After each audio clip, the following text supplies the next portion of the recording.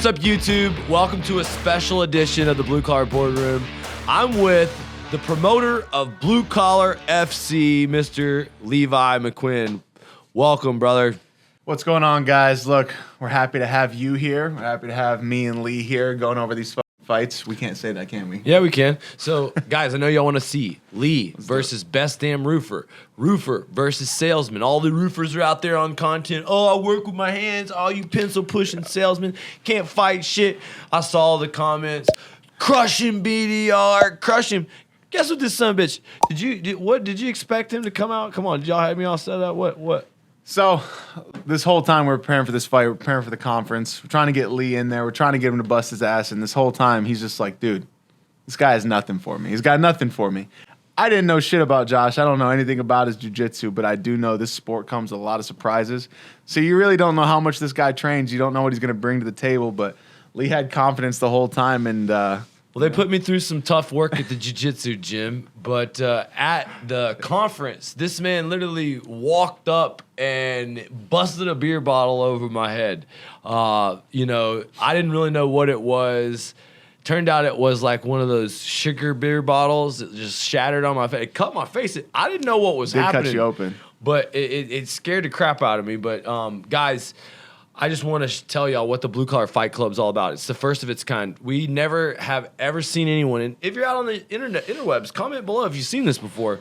Personal development in cage fights. We had Jocko Willink, Dustin Poirer talking about personal development, growing as a business, growing as a human being. And then we went into the cage. We gave out roofing sales bonuses for who talked best with their hands. Oh, yeah, we did. Yeah, and we did. Roofing sales bonuses. These amateurs got a little taste to get a chance to fight in front of Jocko Willink, Dustin Poirer. I was on the stage, but I could have been embarrassed as the host of the event in front of everybody. And I'm not going to lie. I'm sitting up there, I'm interviewing Dustin Poirer. And in the back of my mind, I'm like, oh, shit. It's about to go down. Yeah, I can't lose in front of Dustin and Tim Credeur and Jocko and all these guys, man. Yeah, that was really what I was most nervous about. And, most of the time, like, we fought on a card together. There's a fighter meeting. I didn't even think that I was a fighter in the fighter meeting. We get a time to get into the game. What's going through your mind preparing for a fight usually? Preparing for any kind of competition, just like Kamaru said on stage, you go through this phase of fear of what ifs. There's fighting is chaos. Jiu-jitsu, wrestling, MMA, kickboxing, doesn't matter what it is. It's chaotic. You don't know what's going to happen. And that fear of the unknown presents this kind of anxiety that you have to deal with beforehand. And everyone deals with it a different way, but it's overwhelming. You get the shakes, you get a little nervous, but it's also something you feed off of because it's something special. Dude, I was riding some kind of high, let me tell you, because this fight, everyone switched from a main ballroom, huge stage, to a different room. I was the third fight of the night, and they were crazy for you too. It was cool. It was cool. I mean, people wanted to see a good match, and it turned out to be one. So let's get into it a little bit here. Let's run it. All right. First of all, this dude sitting here, this guy couldn't even get my freaking name right, man. Yeah, he said Leehaight. Let's be very clear. It's Leehaight. Okay. Hey, but one thing I can tell you is that we're going to be doing Blue Collar Fight Club in the next, 2 months. We're planning at least maybe 3 different venues. Maybe somewhere in Texas, somewhere in Georgia, and somewhere else in Florida. So any amateur fighters, any contractors out here watching this, maybe you practice jiu-jitsu. We're going to be doing submission grappling super fights. We're going to be doing kickboxing fights, boxing fights, and MMA fights. And this is going to be for like the regular working man. Butchered my name there. You butchered it. Look at that cameraman back there too. Oh, this is my man. Hey, I already got Fight of the Night off this song, 21 Savage. He did. Yeah, Lee had Fight of the Night on our combat night card that we fought on together. He was slinging out there with a boy that had a good 20 pounds on him. They were going out there just slugging away. But this is the funnest part of going into the cage. How did you feel about doing grappling as opposed to kickboxing? Was there a difference? The biggest thing was Jocko Willink is a black belt. He talks jiu-jitsu. Dustin, Tim, friends of mine, black belt. I just didn't want to look like a chump. I had my other buddy, Bayou Jiu-Jitsu, out of he actually was my coach, and the idea was that I was gonna go up and under. I was gonna use my little chicken wing, get his back, but he was stronger than I thought. But you scrapping, man. It's fight or flight. Even guys that don't train, they still got that little. They got a little. It's just like all white belts. They come in there and they have that little spurt of energy and strength where you got to deal with it. You know. And, yeah. Josh told me that he was. He trained for like 4 months before this fight. He would go in, do jiu-jitsu. Of course, they like ran a train on me on jiu-jitsu gym, my place. Put me up against the wall, did a bunch of cage work. I took this a little serious because I didn't want to get embarrassed. Look at the cuts. You see the cuts. Oh, look at my face. Look at my. There, I'm cut on the face. Yeah, 30 minutes before this, you were getting a bottle smashed in your head, giving speeches on stage. Then we had Jocko when the dude hit me on the face with the beer bottle. Jocko, we didn't tell he didn't know what was going on, and he like freaked out like it was like a war moment. And I thought he was gonna come across stage and start beating the shit out of BDR. That would have been bad. Jocko would definitely beat up BDR. No shit. Here we go. Oh, give him a little fist bump. Oh, we're just going to grab a hold of your head there. See when you can control the head. The underhook, and then I couldn't get up underneath him, so I just started using the top of my head to push him back to the cage. This is when he grabbed a little weak little guillotine on you. I sent him for a ride there on that, and then he got up underneath, and this is where it's really a fight. A little sense of panic, huh? A little sense of panic here, and there it was. He could have got his arm up in there a little bit deeper. He had a chance to finish. That was his best chance. Postured up out of there. And a little half guard action here. Get to work. Okay. I'm still not going to be flawless. And this is one of the things I'm a little embarrassed We're going to work on the jiu-jitsu. Because you're not supposed to hold on to their butt like that with the bottom of your feet. You're supposed to keep your legs to the ground because you see what he's about to do to me. I'm trying to isolate his arm. This is like me trying to get to a point where I'm comfortable to do an S mount. But really, I don't want to lose position. Doing a good job fighting the elbows here, but he got that little sweep. I thought you were going to throw the triangle up here. I was going for the triangle. And I believe you fight up to some but kind of I didn't want to stay up against the cage with that bad position. Right here, I thought you were going to throw the right leg through and triangle too, but he didn't want to give up that submission, so he gave up position. I always say position over submission. And I feel like at the lowest levels of jiu-jitsu, that's where you see guys just diving in for submissions. Well, now I'm just worried. If I can't finish this guy, I'm sitting right in front of Tim and Jocko and Dustin. Yeah, they're like 5 feet from you. And now they can probably kind of tell that he doesn't know a whole lot about grappling, but he's keeping his back. He's fighting good against it. He's a tough son of a bitch. And you guys are red as tomatoes here. I don't know if it's the AV company. Nah, I think it was a little bit of the adrenaline. Oh, then the hooks. Oh, there he goes. Now you got the back, and he's in trouble. Oh man! I quickly flattened him out. Oh man, yeah, I was right there too. I was like, oh, let's go. And then the lift. Oh, BDR, you got the quick tap here.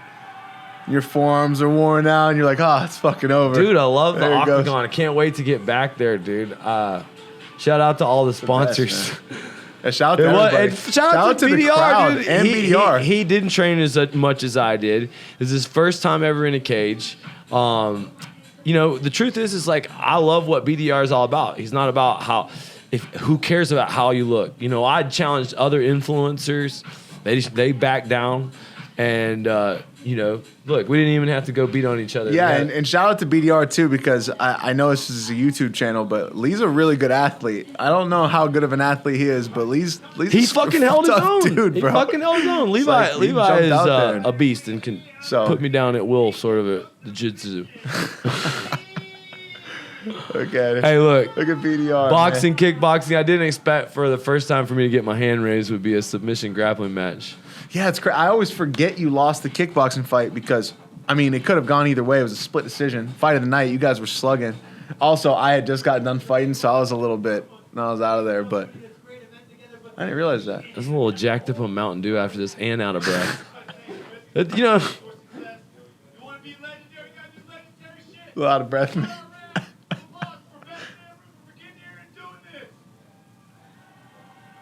Oh, man. Dude, what a show. That shit was so fun, man. I'm willing to fight for my American dream. What about you? Mission statement right there. There we go. Yeah, what about you? Oh, I had to change that. Hold on a second. It's amateur fights. We were giving roofing sales bonuses, not knockout bonuses. But all fighters were paid thousands of dollars.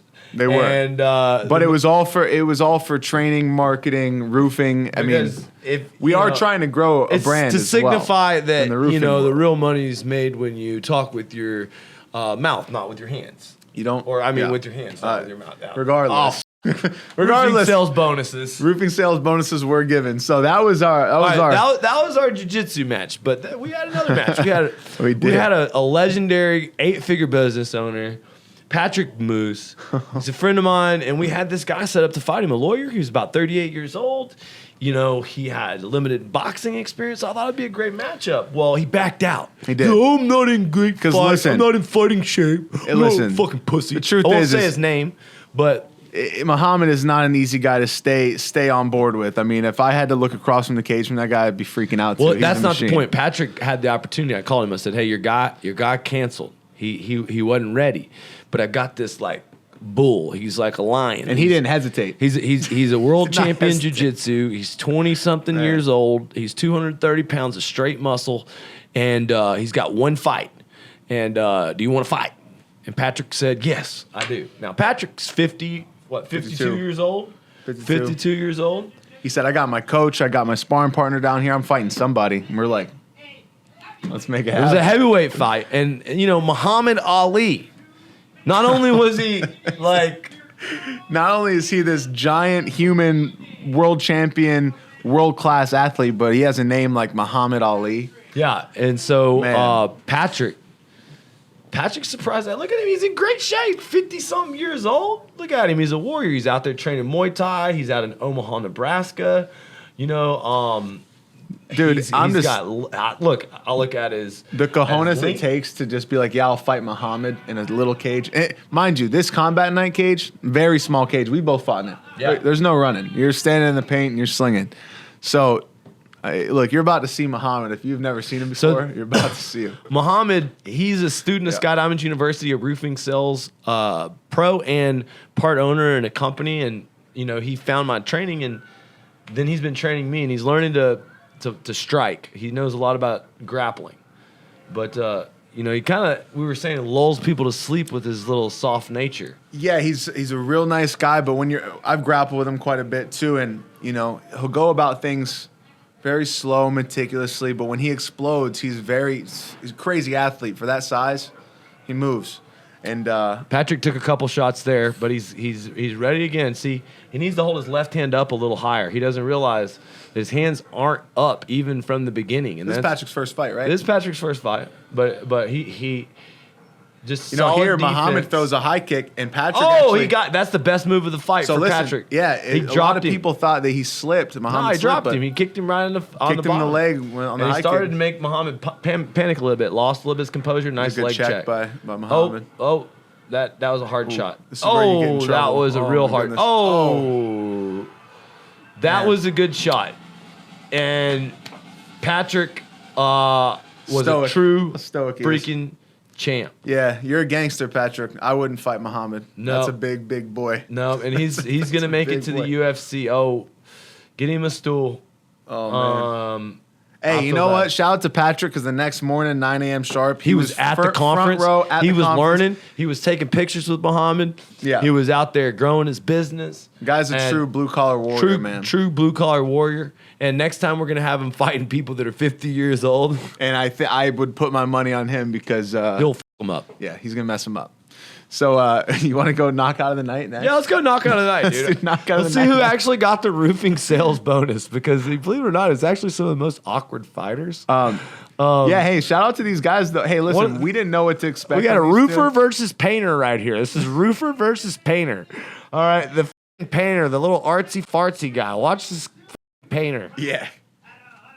Let's see. I think his name was Gutierrez, right? Gutierrez, the painter. He's about to get his paint on. What's that on his Wait, that's forehead? red. It's a tattoo. I don't know what it says. It's a face tat. Yeah, he's got a little face tat red one right here. I don't know what. Alice, he's got he had Elijah in his corner actually. Oh, I really? believe he had Daniel Donaldson and Elijah. Oh, in his Elijah. corner. Elijah's the homie. We want to get him on this card. You know, we wanted to. He ended up fighting the Elijah's next a night. beast. How did he do it? He won. He won? Nice. Yeah, Good tough job. kid, dude. Yeah, he I is really tough. like that guy. I'm ready to fight with little gloves. Yeah? It's the Let's next- get it. Hell yeah, let's do it. I had somebody talking shit on the internet today. Yeah, You can get you it. love that, right? Yeah. Internet keyboard warriors. That's Yeah. the best. There's our man Mitchell back there. Like, hey, we standing got a behind the cage, scenes. dude. We have a cage. We got a promotion. We got the best fighters We can from make it South happen. Florida, Louisiana, Atlanta, Georgia, the guys that train and coaching. Okay, here we And go. you know something we're always gonna have is we're gonna this have good, dude was the cool people in first attendance. striking fight of the night. And they came out real sloppy, just slinging away, Little sloppy slingers. but game. Oh, but they're Sloppy, game. but game. Kneeing, going hard in the paint. Oh, he's throwing it. Our boy got clipped a few times too. I thought he might go down. Oh, Painter's looking a little all over the place with his unorthodox style. And I'm gonna tell you something here, guys. Y'all stick around for this one because that's a Painter dropping a roofer. Painter dropping a roofer, and then that's a Painter dropping a Painter roofer. comes back with some shots here. I want to see that Painter. Here we go. See what he does to this roofer. They came out slinging off rip. Let's see what happens next. Oh, this guy. I know what happens. He's next. artsy. Remember? He's got them Here Joker comes the next tattoos. one. Ready? Bing. Oh boy. the Painter. Oh, here he Painted goes the up on the city cage red. too. What? No, Look that's at Daniel called Elijah in the back. the Look at paint him. roll. That's called the paint roll. The You know, I saw on Painter Instagram. roll. Saw Daniel Elijah. And Saw you that, guys. my friends, got the knockout roofing sales bonus of the night. I did. Venmoed that guy $1,000. Very good stuff. Here it for is Roof. on the screen. Look at Dustin and Tim. But hey, listen. Next thing you know, one championship. There you go. I saw Elijah and Daniel on Instagram say that they were like 0-3 as cornermen going into this fight. They'd cornered people together, and their guy had never won. Oh, nice. And then this guy finally put the icing on the cake with the knockout of the night, won a little bit of money for Nice. roofing.